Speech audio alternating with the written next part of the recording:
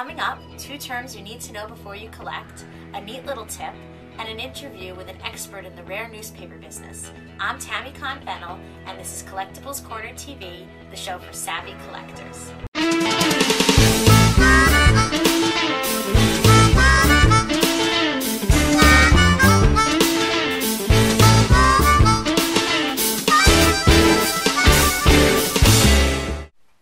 This episode, I have 2 really interesting terms for you, and if you're a regular watcher of the show, you're going to want to write them down for the quiz. No, I'm just kidding, there's no quiz, but you might want to keep track of all of these because when you collect, you do definitely want to know what you're buying. Bakelite is an inexpensive plastic that became popular really in the 1930s and the 1940s. It was used as a material for all sorts of items like jewelry, cameras, billiard balls, and radios. A quick search on eBay brings up over 4,000 results, so it's definitely an easy collectible to get started with. Some jewelry can run you $10 to $20, while an Emerson Bakelite radio can go for over $2,000.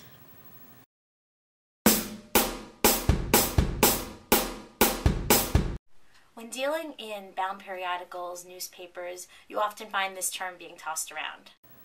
An engraving is really a generic term for any image on paper made from a design incised into a plate and then inked and printed. There are different types including line, stipple, etching, aquatint, and mezzotint. It can also be used to describe the technique used on metal to create decoration or writing by cutting away material with a metal tool. This show is sponsored in part by VintageRareStuff.com. If you have a Hummel collection, Yadro collection, any kind of figurine or comic book collection that you're looking to sell, take a look at www.VintageRareStuff.com and you could put it on consignment with us. We run your items on eBay and you could watch the progress as it happens. All of the links mentioned in today's show will be featured underneath this video on www.collectiblescornertv.com. You may have noticed we also have a classified ads section on the top of the page at collectiblescornertv.com. If you have something that you're looking to sell and you'd like to reach thousands of people, go to the classified ads section and read more about it. Now it's time for a viewer question with Ask Tammy. This question comes from Bob in California. Bob asks, "Hi Tammy. I've inherited a small comic book collection, and I've heard that I might get more money for them if they are graded. How do you feel about this?" Bob brings up a really common dilemma, to grade or not to grade. When I sell comics online, I do use the Overstreet Guide. They have a nice list in there of the grading terms and how to determine what they are, but I'm always very careful to try to undergrade because comic book collectors are incredibly particular when they buy. You do get more money if you grade a comic, but it's pricey. So my advice would be if you have a rare book that the Overstreet Guide says is worth $3,000 in the condition you believe it to be, then grading would probably work out the best. But remember, once it goes into the slab, there's no getting it out unless you're prepared to have it regraded. Bob wins 3 months of Collectibles for the Future. And Collectibles for the Future is what we call the ultimate resource for savvy collectors. You can ask me your question at the Ask Tammy link here on CollectiblesCornerTV.com, and it may even get read on the show.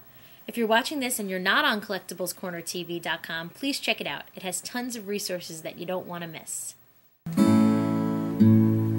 Now it's time for a treasure hunter tip. This week I have a really cool resource for you.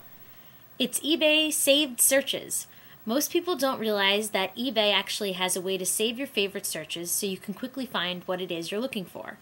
You can even organize it so a snapshot of all your searches shows up on your summary page. It's completely free and it'll really help you never miss your favorite collectible. Make sure you tune in each episode to get all these little tips that other collectors just don't know about. You'll want to make sure that you subscribe to the show on any page at collectiblescornertv.com. This way we can keep you updated every time there's a new episode. This episode, I traveled to Pennsylvania to meet with the largest rare newspaper dealer in the country and learn more about collecting paper. Hi, I'm here in Pennsylvania at Timothy Hughes Rare Newspapers. Their website's rarenewspapers.com, and we just wanted to show you this fantastic facility. I mean, floor to ceiling, filled with the most amazing treasures. It's just, it's jaw-dropping, the amount of stuff that's here. I mean, right up to the ceiling. I'm here with Tim Hughes of rarenewspapers.com, Timothy Hughes Rare Newspapers, and he is one of the best in the business when it comes to dealing with old and rare newspapers. Did I get that right? Yeah, you did. Okay. So we have a few questions for Tim that we thought that you guys might be interested in hearing.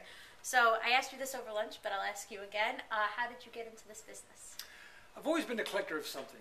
I started off as a coin collector when I was young, and then I collected bottles, I collected radios, books, and I happened to find an old newspaper at a flea market from 1846 for $3, and I thought, this is intriguing. So I picked it up, read through it, and thought, I got to find more of this stuff, so it just kind of snowballed from there. Wow. And what's the oldest newspaper that you've ever had in your collection here?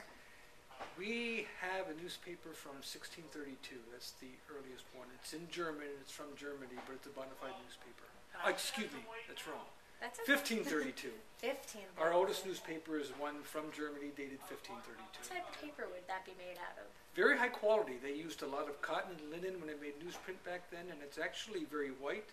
Looks like it was printed 4 or 5 years ago. Amazing. Yeah. I can't picture something from this day and age actually lasting It doesn't. quite so long. That's right. Which actually brings me to my next question, which one of our viewers actually asked us. What exactly is rag newspaper, and what makes it so strong? And because I know it's very sought after as a collectible. Most newspapers before about 1880, they used what they call rag paper. It simply means that they used cotton and linen when they made the newsprint. Whereas today, they didn't tend to use wood pulp and chemicals, which turns brown and gets very brittle very quickly. But the older rag paper lasts much longer than current newspaper. Because it almost feels like a material of some sort, almost, yeah, and it's harder to tear, right? It is. Yeah. You can fold it, bend it, and it holds up very well. That's great.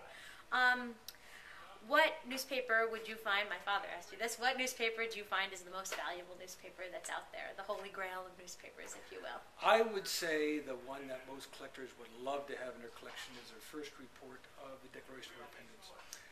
Most newspapers in the colonies printed the Declaration within a couple of days, up to even maybe a month and a half after July 4, 1776. But that's the biggie. And what was the highest price you've ever seen one of those sell for? One sold in a New York City auction about 6-8 months ago for $425,000. Wow. I'd like to have that one. Sure. What are some of a lot of these newspapers have woodcuts and engravings, the Harper's Weekly. Who would you say is the most sought after engraving artist? The periodicals in which we deal, Winslow Homer. Winslow Homer, and if I get to be a little bit more thematic, Thomas Nast Santa Claus prints in Harper's Weekly is very desirable. Very nice. Somebody else asked this. I thought this was a neat question. What are the different sections of a newspaper for those that don't know when they're collecting? Different sections of a newspaper? So I know there's news, some have a comic. Is there something that they all follow, or are they different? Like in the 17th century, did they only have one section versus the 19th? Yeah. Back in the 1700s, there was all just 4-page newspapers. There were no sports. It was news and advertisements. And in fact, if they divided the news at all, it would be what they call foreign news, which would be, if it was American paper, anything over in Europe, and domestic news, which would be anything going on here in the colonies. But that was about it. News and advertisements. That's very interesting. And if somebody wanted to complete a collection, if they're just starting out in collecting newspapers, what would you suggest would be a great title to try to get a run of, or from start to finish, if you will? Probably the most famous title around today is the New York Times. It started back in the 1851, but if you wanted to get earlier than that, actually the Hartford Courant is the country's oldest continuously published newspaper. Started in the 1730s and still prints today. Oh, wow. So that would be great to try to get a... Back then it was called the Connecticut Courant. It became the Hartford Courant in the 19th century, but that would be one to try to get back as early as possible. Great. Well, thank you so much. I'm sure our viewers will definitely appreciate this. And if you want to see Tim's website, it's rarenewspapers.com. We're going to link to it on this page. And if you have any questions, ask him, because he knows it all about newspapers. Thanks so much. Thank you, Tammy. And that was this episode's installment of Tammy on the Road. Who knows where I'll turn up next? If you have any ideas, definitely let me know.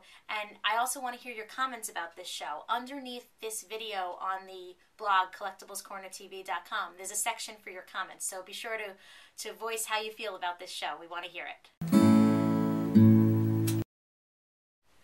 Well, that about wraps it up. Tune in next time for 2 more terms and a treasure hunter tip that I really think you're going to like. I'm Tammy Confennel, and this is Collectibles Corner TV, the show for savvy collectors.